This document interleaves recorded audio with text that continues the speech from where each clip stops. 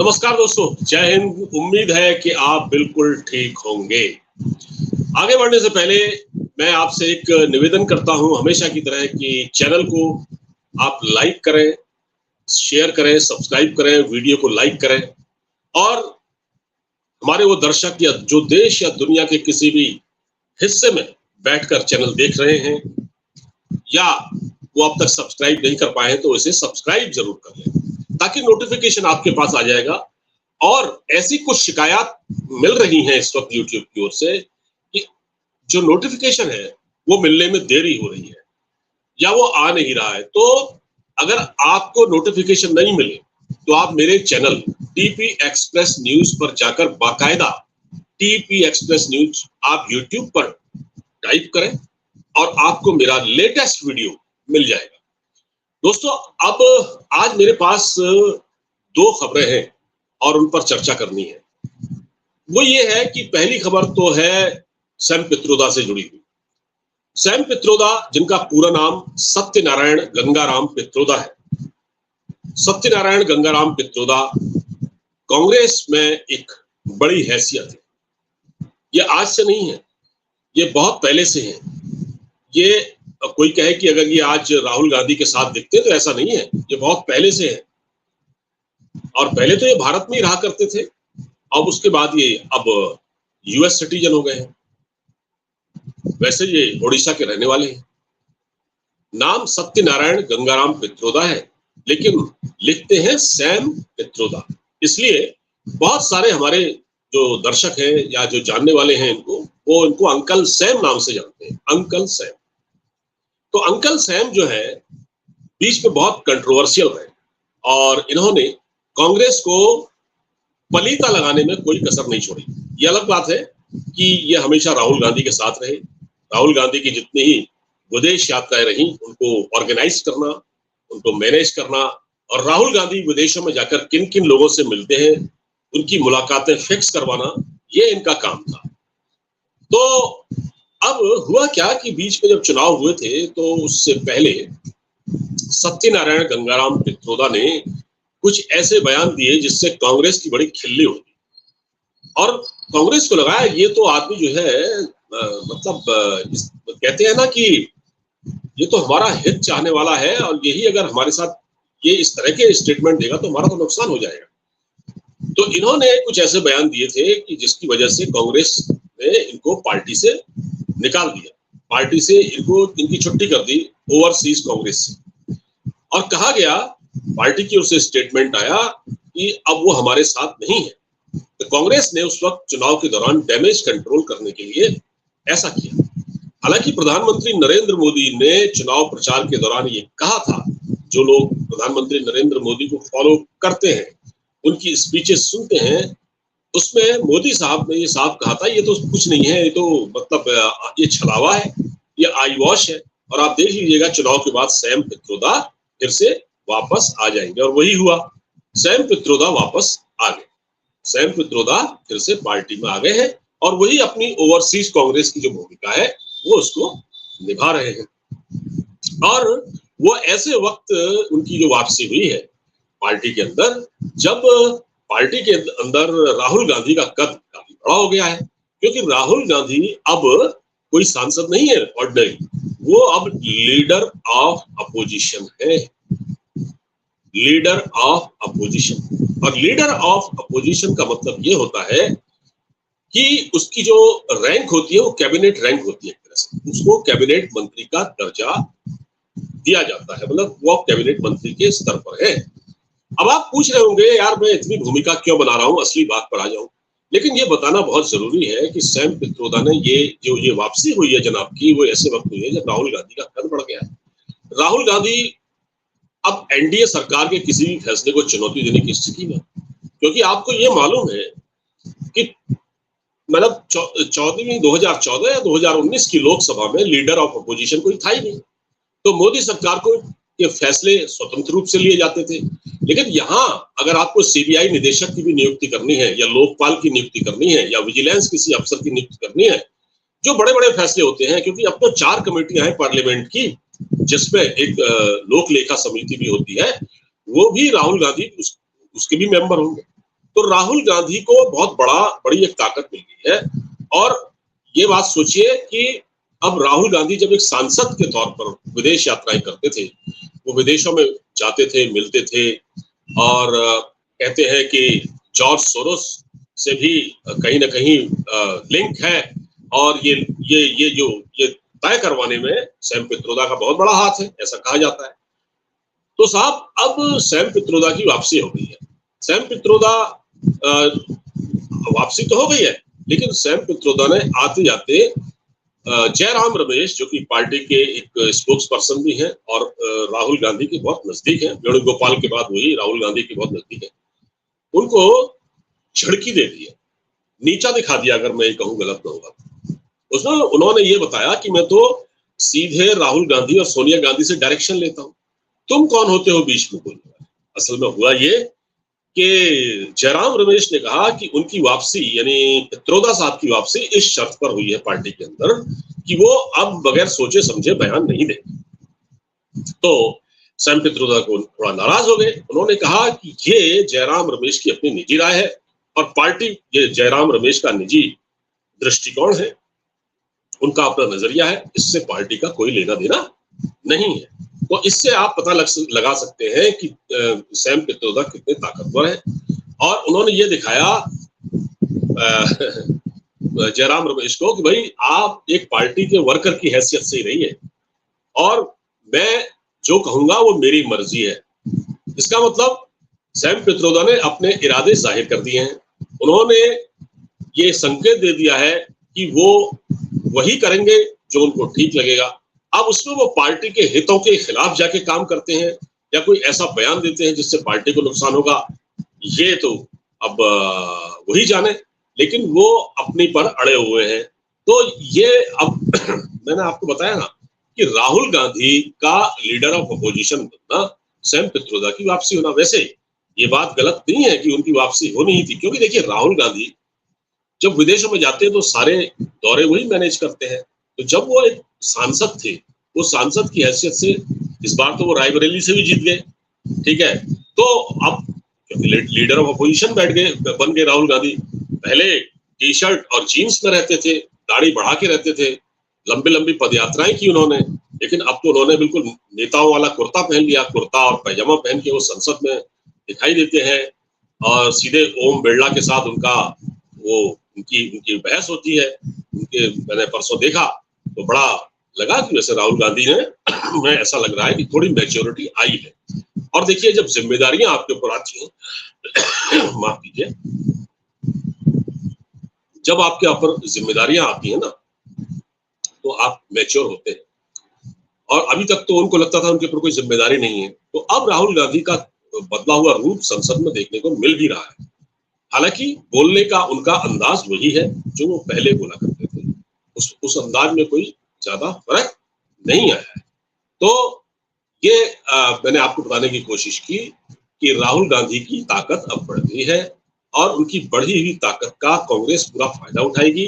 BJP में जिस प्रकार से फैसले लिए जाते थे मोदी सरकार में 2019-2014, वो स्थिति अब नहीं है। तो अब क्योंकि एक तरफ फैसला लेंगे अमित शाह और मोदी, बीच में राहुल गांधी रहेंगे, तो राहुल गांधी की चलेगी। राहुल गांधी अब वाकई देखिए, जिस प्रकार लोगों ने इस बार बीजेपी को वोट नहीं दिया, 240 पर ही रोक दिया, और एक एनडीए सरकार बनानी पड़ी। इसका मतलब ये नहीं है कि सरकार गिर जाएगी, ऐसा तो नहीं है, लेकिन जो जैसे यूसीसी पर और एनआरसी पर जो बड़े बड़े सरकार के जो दूसरे फैसले थे, उस पर अब कोई ज्यादा अमल नहीं हो पाएगा। और इस पर अगर सरकार कुछ करना भी चाहेगी तो राहुल गांधी उस पर अड़ंगा लगाएंगे, विपक्ष उस पर अड़ंगा लगाएगा, क्योंकि उसकी ताकत बढ़ गई है। जब 99 सीटों में राहुल गांधी की जो बिल्कुल चाल ढाल बदल गई है, तो आप सोचिए अगर उनको ज्यादा सीटें मिल जाती तब क्या होता। और दूसरी चीज जो मैं आपको बताने जा रहा हूं वो ये है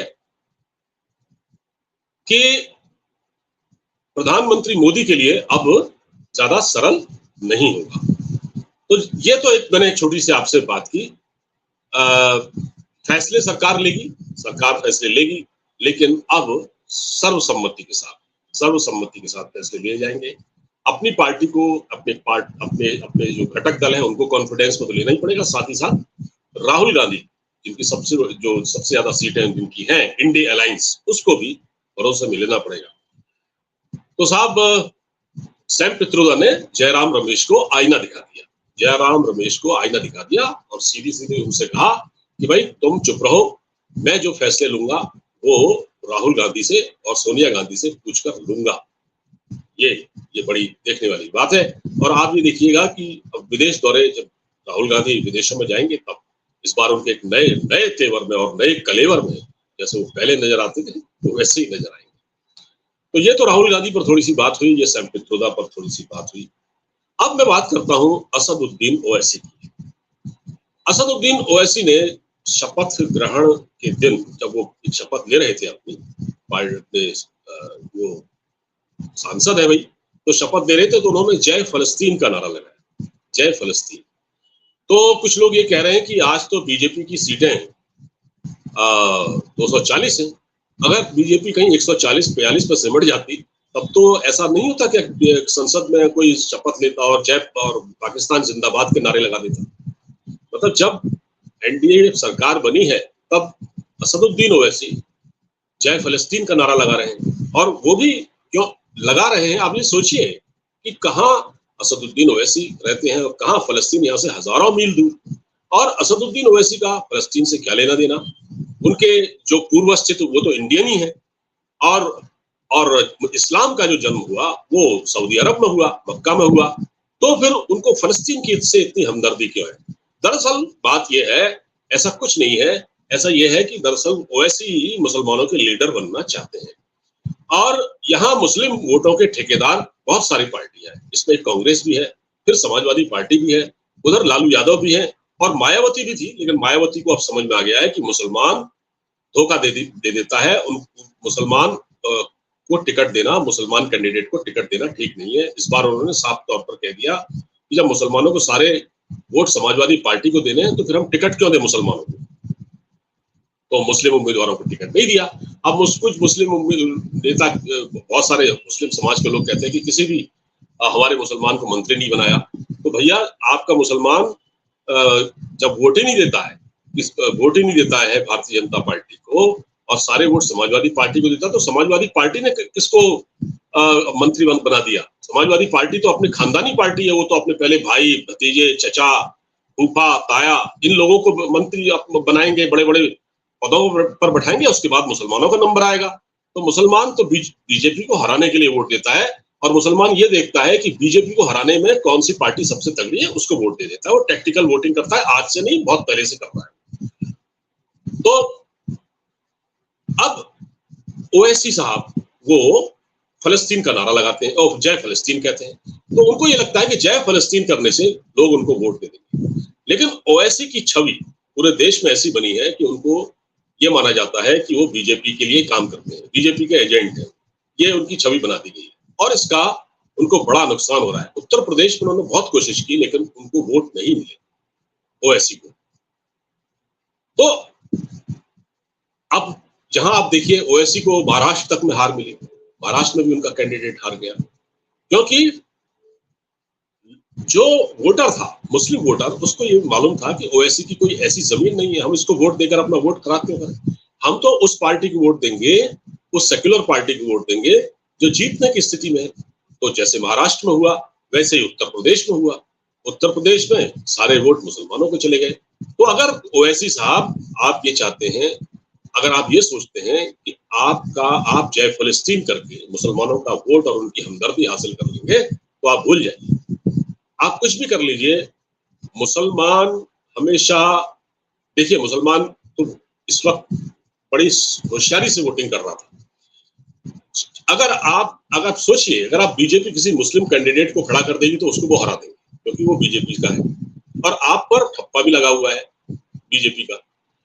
अब पता नहीं, मैं नहीं कह सकता कि वो बीजेपी के लिए कोई काम करते हैं या उनके समर्थक है, अंदर से कोई हमदर्दी, ऐसा कुछ नहीं है, लेकिन एक परसेप्शन बन गया है। इसीलिए उत्तर प्रदेश में ओवैसी के वोट मिले। तो जब आप जय फलस्तीन भी कह देंगे ना संसद के अंदर, तब भी लोग आपको, मुस्लिम समुदाय आपको वोट नहीं देगा।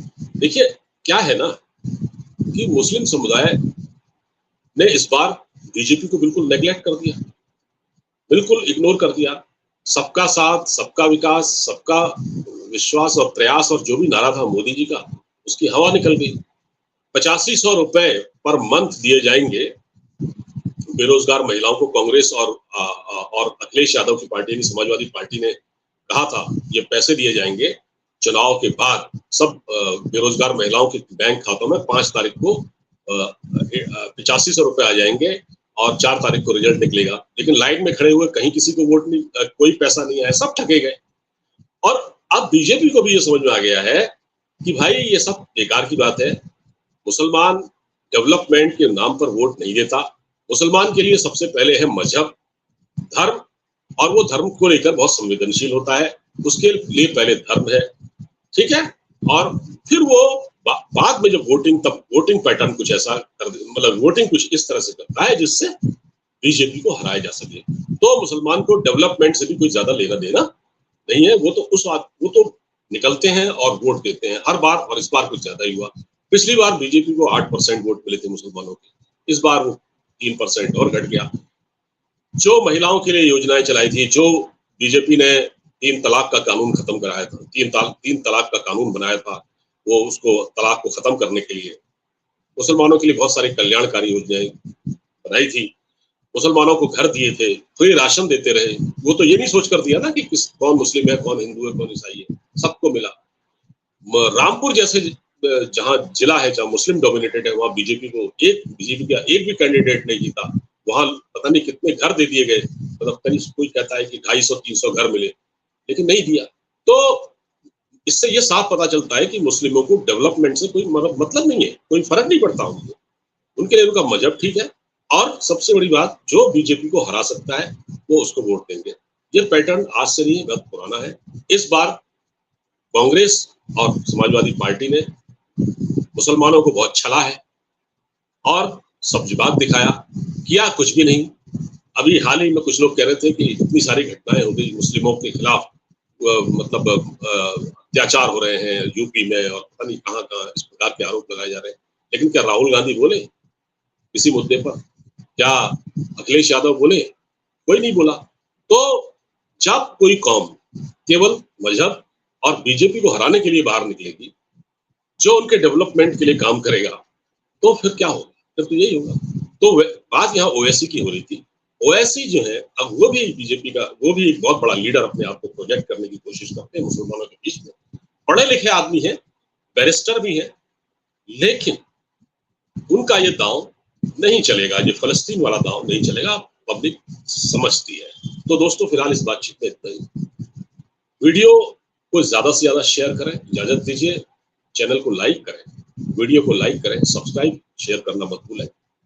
आप जितना शेयर करेंगे उतना ही लोगों तक पहुंचेगा। नमस्कार, जय हिंद।